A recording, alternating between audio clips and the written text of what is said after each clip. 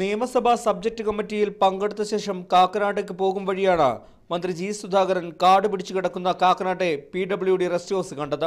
ഉടൻ തന്നെ വാഹനത്തിൽ നിന്നും ഇറങ്ങിയ മന്ത്രി പരിശോധന നടത്തണമെന്ന് ഉദ്യോഗസ്ഥരോട് ആവശ്യപ്പെട്ടു. എന്നാൽ താക്കോൽ പോലും എവിടെയാണെന്ന് PWD ഉദ്യോഗസ്ഥർക്ക് അറിയില്ലായിരുന്നു. തുടർന്ന് പൂട്ടുപൊളിച്ചാണ് മന്ത്രി അകത്ത് കയറിയത്. മെട്രോയുടെ പ്രവർത്തനങ്ങൾക്കായി റെസ്റ്റ് ഹൗസ് വിട്ടു നൽകിയെന്ന് PWD ഉദ്യോഗസ്ഥർ മന്ത്രിയോട് പറഞ്ഞുവെങ്കിലും ബന്ധപ്പെട്ട ഫയൽ കാണണമെന്ന് മന്ത്രി ആവശ്യപ്പെട്ടു. തുടർന്ന് ഫയലുകൾ വിശദമായി പരിശോധിച്ചതോടെയാണ് വലിയൊരു തട്ടിപ്പ് പുറത്തു വന്നത്. ഗവൺമെന്റ് എന്ന് പറഞ്ഞാൽ ക്യാബിനറ്റ് തീരുമാനിക്കണം ഭൂമി ട്രാൻസ്ഫറിന്. കളമശ്ശേരിയിൽ ഒരു റെസ്റ്റ് ഹൗസ് പണിയാൻ വേണ്ടി ഇത് വിട്ടുകൊടുത്തതാണ്. വ്യക്തമാണത്. നിരുത്തരവാദപരമായി ഗവൺമെന്റ് പ്രോപ്പർട്ടി കൈകാര്യം ചെയ്ത കഴിഞ്ഞ കാലത്തെ ശീലമാണിത്. ഒരുപാട് ഫയലുണ്ട്. ഇങ്ങനെ ഇത്രയും മോശമായ ഫയൽ ഞാൻ കണ്ടിട്ടില്ല. കൊച്ചി മെട്രോയുമായി ബന്ധപ്പെട്ട് യാതൊരു പ്രവർത്തനങ്ങളും ഇതുവരെ DMRC ഇവിടെ നടത്തിയിട്ടില്ലെന്നും പരിശോധനയിൽ കണ്ടെത്തി.